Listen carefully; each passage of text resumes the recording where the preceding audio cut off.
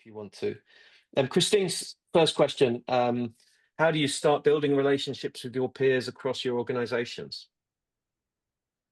I, let me have a go first. I think the key about that, in my experience, is to be intentional, to really understand that business relationship Mm, management, account management, stakeholder management is not something you do as an afterthought, but it's something you got to be super intentional about.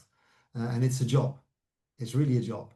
Um, and and the way I always try to go about that is by saying, look, if there's a senior leader in my team who runs an operation, who runs part of the GBS, then that senior leader also should double hat as a relationship manager into a certain part of the rest mm, of the organization, representing all of GBS, not just their individual piece, but representing all of it.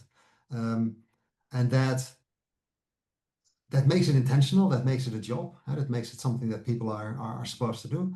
But it also promotes the collective ownership of GBS across the entire team. Whereas one of the risks that always is there in a GBS is that because it's so many different activities, so many different pieces that everyone is just busy with their own thing, and only the leader sort of looks at the whole, which should not be like that. All of the leaders in GBS should feel they're ambassadors for the whole, and to promote that is something that you got to be very intentional about. yeah. Maybe to build on what Robert said, but maybe with a slightly different angle. What I found with GBS, my wife has always been challenging me, like, why do you work in GBS? You're always breaking things down and you're always restructuring things, and it's not fun, right? It's not like marketing where you build something nice and people all clap. So I do think that GBS has an undertone of land grab and control, Mm, right? That's just, I think all of us can, I think we can write a book on that in itself, Robert, right? In this perspective.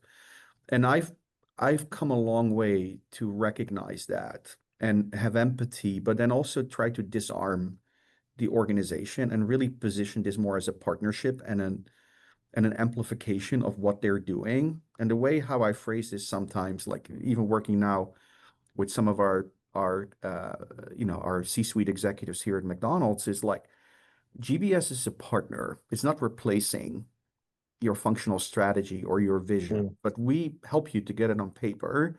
But then we have the plumbing and piping done so that your vision can be delivered, through the organization. So we are here to help you, not to take away something from you. And I think once you're able to build that trust with your peers and with your, with the broader organization, that GBS is not here to replace. It's really here to enhance and mm, amplify our company strategy. It takes time, in all fairness, but I do feel once you've built that trust, it's very much pitched as a partnership. But to Robert's point, that in itself is a full-time job. Just to mm, the thought process behind it, making sure you make time for that, rather than running your nobody cares about your mm, KPIs. Like mm. I've had green KPIs and be killed, and I've had red KPIs and be celebrated.